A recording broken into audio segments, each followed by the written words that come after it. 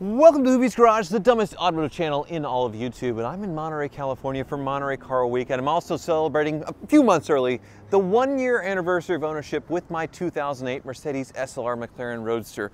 This amazing car that's been on fire once, but it's actually been a totally flawless, amazing year of ownership, and here in Monterey, I have fallen in love with this car all over again. And that's what this video is going to be about today. 6 years ago, my first Car Week video for you guys, I bought a 95 C36 AMG in San Francisco, drove it down here and stayed in a garden shed for I think $50 or $60 a night, the cheapest way to do Monterey Car Week. And now, well, I've upgraded quite a bit, a lot of it, because you all watched that video and so many others and made this purchase and so many others possible. I am so eternally grateful for you all for watching these videos and making it possible. And today I'm going to take you along for the ride for all the amazing stuff you can do at Monterey Car Week. I'm also going to give a 1-year ownership recap with my SLR McLaren, go over some of the things I like, well, pretty much everything I like, and a few things that I don't like about this car. And then we're going to go visit a very, very amazing icon that's also a little underappreciated, a little misunderstood, like the SLR, but worth a lot more than the SLR. Some people used to say this was a lesser Ferrari or not a Ferrari at all, but now it's worth every bit of $500,000. So that'll be amazing to drive. So my week actually started by shipping this SLR McLaren out to San Jose, California. I know I didn't drive it cross country, but the car only has 4,000 original miles on it, so I don't want to load it up doing a cross country drive, well, for no reason. It's a long way from Kansas, but it's funny, Shaughnessy Transport, they always take care of me, always shipping amazing cars. They asked me to store a pretty special machine for them that was heading west, or waiting to head west, and that was a brand new AMG GT, but not just the GT, it is a Black Series and the P1 edition. So it was built as an apology for Project One owners, people who were waiting on their long delayed center seat AMG supercar. And well, they offered a Black Series to them as sort of a pittance to wait, buy this and make a bunch of money on it while you're waiting for the AMG Project One. And that's what was selling here in Monterey Car Week at the RM auction. So I actually met up at San Jose at the 408 garage first, where this car was shipped, and well, the Masters of Ceremonies at the 408 garage rally was Ed Bullion, and he had a very interesting car. So let's take a look at that. Yeah, I certainly felt cool in my SLR until the SVJ Roadster showed up, but uh-oh, already having a police encounter. But right behind me, I'm sure you noticed the elephant in the room, literally, Ed Bullion's Cayenne Turbo. And isn't that cute? He's about to take this on a crazy journey up through the tip of Alaska and all the way down, trying to set another speed record. So he is the officiator of this rally. Good timing. We didn't actually plan this for once. So where are we going with this? We are headed to Monterey by way of a restaurant in Santa Cruz. And then off to Sway's headquarters in Montana for their Sway Day open house. And then on to the Arctic Circle. We're going to Prudhoe Bay, Alaska and back to put this one to the test. It's hopefully even more capable than the Cartrack 6 car. Oh, that's a low bar, obviously. That's it. But it's a Cayenne Turbo. They look so funny with the small diameter wheels. That's it. Those are the only 18s we could fit around the calipers, but they do clear. You got to be careful about where you put the wheel weights, but prepared for anything. A couple extra spares, a little more travel, ready to run into some moose. Nice. Well, hopefully there's none on the trip to Monterey. I hope not. No, I don't think you'd do well with a moose at all. No. So I had a spectacular drive into Monterey, and definitely the first stop had to be RM Auctions to see the AMG GTR Black Series sell, but also they had this amazing collection of junkyard Ferraris. Basically, all these Ferraris were in a building that collapsed, some amazing, amazing machines, and they sort of recreated the scene of it in a sort of junkyard style at the RM auction, which is about the fanciest auction here at Monterey Car Week. It was quite a sight to see.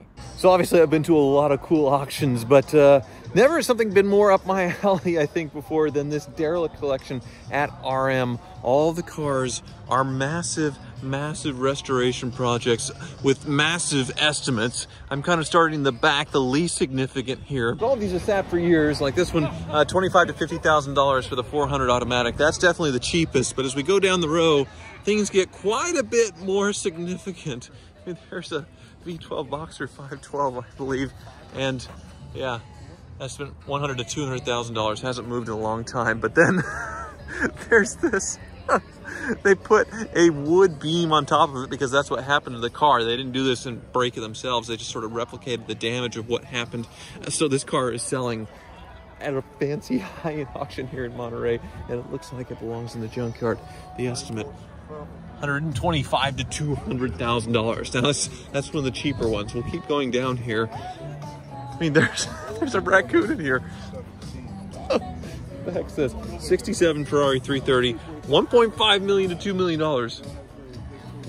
And it's a mess. It's a dire. Look at this Ferrari. It's a 308, I believe. Yeah, GTB. Had the roof falling on it. Still think $125,000 to $200,000. This is just absolutely nuts. Now this is a heavy hitter over here.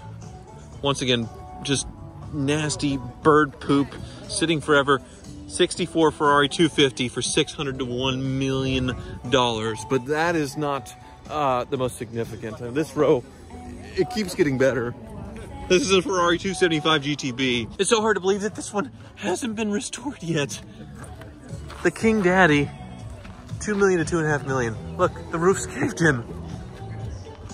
Just absolutely nuts. And then this right here, old Ferrari race car, what's left of it, estimate somewhere over $1 million.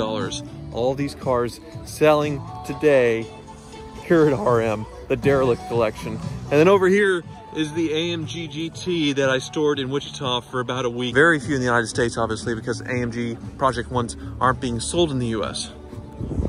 So cool. There was also some amazing sales at the RM auctions, a lot of records set, but also a lot of shows to go to, including, well, the top dog, the quail. Now, I haven't gone to the Pebble Beach Concours in years.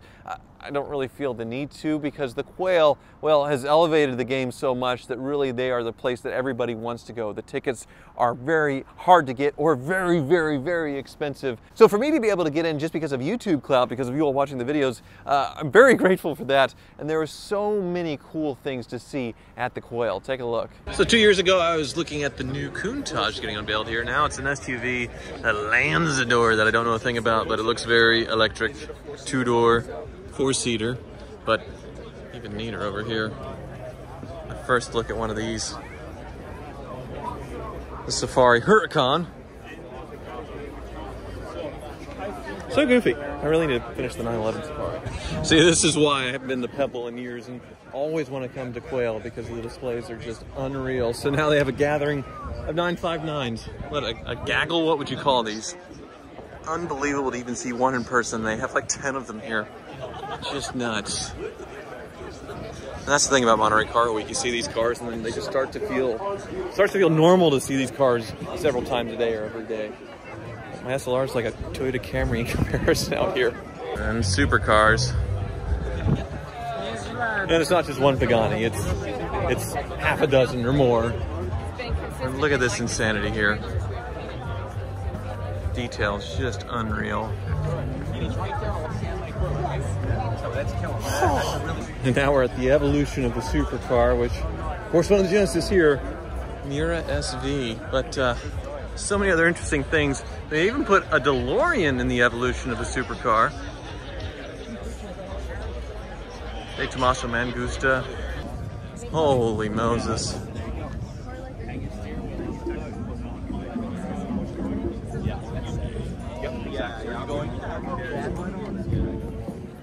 I don't even know what it is. I'm sorry. No, I'm just doing this for Doug DeMuro. Car spotting, all the Carrera GTs, but then we get into something that feels like home, so it's a little humbling to see. Ferrari 599 over here, and it's not a gated manual, it's not a GTO, it's just a regular old GTB. A Gallardo, of course, the crazy no roof one. I believe this is an 88 Countach from Curated. Working the way around. Mercy. And there's even an SLR Roadster, same color, same year, just at the red interior. I doubt this one's been on fire though. Oh, that's cool. Look at the roof, it has the woven in with the red there. Doing crazy things to the camera. These SLRs had a really interesting material with the roof. Something they experimented with so you could go at speed with the top up. A lot of carbon fiber too. Wow. Do a bit of yacht shopping. Just yachts. Oh, And then the new Mac Daddy from Singer here. Whoever thought an impact bumper 911 could be this gorgeous and flared out like an old race car. You can see how they're using the rear windows for the intakes on the motor. Always artwork. Now the Rimac. This one isn't upside down off a cliff on fire like what Richard Hammond did to it. In person, it looks a lot better. On camera, it looks a little conservative, but actually it looks really, really nice. Unlike me on camera, I look the same, terrible either way or in person. But neat display. Bugatti's over there. Winterworks. The Quail is just an absolute overload, and after that I just wanted to drive around taking all the scenery. 17-mile drive, Ocean Avenue in Carmel, where the street parks amazing things like an Enzo or an F50 or a McLaren F1. Just absolutely nuts. And then the next day, got up, went to Concord to Lemons. Last year we had a little incident there at Car Trek, but thankfully I didn't get thrown out this year. And then headed over to Laguna Seca to see the vintage races. Now, a big part of this video I thought was going to see my old Mustang, my 66 Shelby GT350 that was supposed to be racing there. I sold it at Barrett-Jackson. The person who bought it said he had entered it in, it was accepted and ready to go, but I imagine it did what it always did to me, which was broke. So it wasn't there. They were racing some other car, but maybe someday I'll see that car on the track again. I was really looking forward to seeing that, but didn't happen. So now we're going to head back over to 17-mile drive and see this amazing Ferrari Dino. But first, let me take you around, show you the SLR McLaren, and go for a quick drive as we head over there. Now, she is a little grody and grimy from Monterey Car Week, but that's totally fine with me. Still absolutely gorgeous. 2008 SLR Roadster. About 2,000 SLRs produced in their production run, a little over 2,000. About 500 of them were Roadsters, and you can cut that in half as far as how many made their way into the United States. So 200 and something probably in the US. This one had a little fire in the trunk, some electrical short that ruined the wiring harness. Not a salvage title though, no accident history, but that's why there was a little bit of a ding on this thing and why I was sort of attracted to it when I bought it at the Barrett-Jackson auction a year ago. And there is no ill effects. It had everything repaired, the wiring harness replaced, everything fixed, where this car has been like brand new. I mean, it only has 4,000 miles on it. I bought it with under 3,000 miles on it, and it's just been absolutely flawless. Now, these cars, of course, an amazing cooperation between Mercedes and McLaren. This was built in McLaren's idle F1 facility, so they quit making the McLaren F1, now like a $15 million car. This was the next thing to be built in there. Completely engineered by McLaren. Mercedes just basically supplied the design and some of the running gear, the engine and such, but everything was engineered by McLaren. Now, the nice thing about this is the doors go up on the Roadster, unlike the SLS, even though it is a convertible thanks to those butterfly doors. And then the engine is mounted way, way, way in the back behind the front wheels. And then these gills, as sort of a tribute to the 300 SLs, they're actually functional because of those side pipes, kind of like the old race car SLRs as well. So everything here has a purpose. Even the vents in the hood vent the exhaust. In traffic, I could see the heat coming out from basically the headers, that being a little vent there. Of course, the shape of the nose is a little phallic, but it's sort of a tribute to the old race cars there and sort of a modern take. And, you know, I thought this car would be a little bit under the radar for Monterey Car Week, that people wouldn't appreciate it as much, but actually the thing got a lot of attention, a lot of appreciation,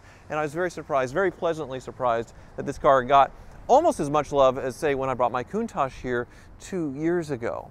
So you look inside, and I suppose one of the criticisms that and most people do with the SLR, is a lot of the cheapish interior stuff that you'd see in a generic Mercedes, even like a C-Class, like the radio and some of the plastics in here.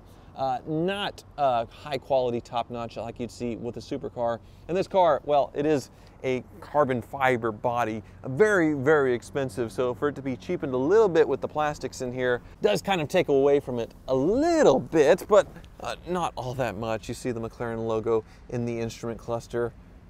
It is quite an experience to drive. The door handles and the seat adjustment and the windows are all down low on the floor, not on the door because of the butterfly situation.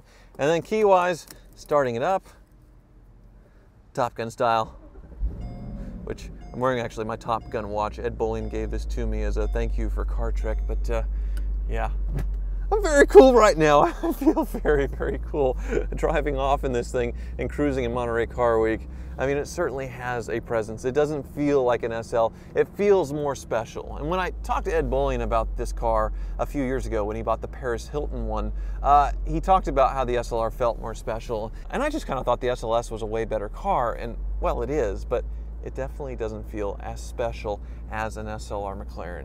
Now, another knock on these is the engine, the 5.4 liter V8, the AMG derived motor, like it's not special or something, but McLaren breathed on this to where it has 617 horsepower supercharged, so it is properly quick. And compared to other cars of the era, the Carrera GT, the Enzo Ferrari, which are now $1 million or multi-million dollars, this car was in the same league of those back then for a small fraction of the price. So I feel so fortunate to own one of these and be able to experience it at Monterey Car Week. Oh. But now we're going to experience something else. Really excited for this. There it is. Man. So I got this opportunity from a viewer here, Greg at Tiafo Garage, who has a YouTube channel as well. Thank you so much. So you've had this thing for a few years now. Yes. What year is it? It is a 1972. 72. Obviously the open top there. Yes. So it's like a GTS? 46 GTS. Oh my God. There was a long time where this was like not a Ferrari. People thought this was a lesser redheaded stepchild. Yes. Like the Ferrari California of today, where people think, oh, the California is just terrible, it's not a Ferrari. That's what the Dino was, but of course, now there was one at the Derelict Collection. I think it sold for $300,000 that needed absolutely everything. So this one, being what it is, a later car, I think the GTS, the open top, it's worth more than that. It's worth more than my Countach. It's a blue chip collectible for sure. So yeah, they used to send them over to the Fiat. So they'd go to the car shows and they'd be like, oh, you go over to the Fiat section. They weren't allowed with the Ferraris. So the once hated, this isn't a Ferrari, take it, get it out of here, is now something that's really appreciated. And I've never had an opportunity to drive one of these. So it was very exciting when you emailed me and said that I could. There it is. Yep. So transverse V6, the belts and such are all over here, and the alternator and all that. And then it's a 65-degree versus 60. Almost every other V6 is 60. Enzo wanted the long induction, and to get it long and straight, it had to be a 65-degree. All right. There's probably a joke in there somewhere, but... Well, with the 308s, they're transverse mounted as well, so obviously that theme continued later. But so V6, then V8, and that was the first V8 mid-engine, and that led to the Magnum PI 308. Right. I'm curious how it drives. You are absolutely welcome to find out. You are welcome to try it and find out. You sure? I mean, you see my YouTube channel, you see what I do. Yeah. Well, there was a Ferrari that just burned down on YouTube from some other stupid YouTuber. Yeah, and this one was peeing gas on Monday, but... okay. All right. Fine. Well, okay. You don't have to tell me twice. I'm in. Starting. Yeah. Okay. That sounds very throaty for a V6. All right, reverse a little bit down. Yep. Let's not hit a Honda Odyssey in the $500,000 Dino. And we're off. Oh, it's a little crunchy. Okay, he did mention the gearbox a little finicky. I got it in the first that time. I'm supposed to be careful with the 1-2 shifts, but otherwise, just enjoy it. Here goes nothing. Well, in the history of unloved sports cars, the Dino, it makes no sense. Because, I mean, it is absolutely gorgeous in the first place. And then, they do say these cars drive really well. I'm on 17-mile drive. I can't go more than, 30, 40 miles an hour. But I can already tell this does not feel like something that was designed in the 60s and built in the 70s. It's much tighter. It feels more like a Lotus Elise or something a decade or two newer. And it definitely doesn't have any creaks and rattles either. And this isn't like a Concours restored car either. It's 38,000 miles, pretty low for its year, but I don't think it's been all taken apart and redone.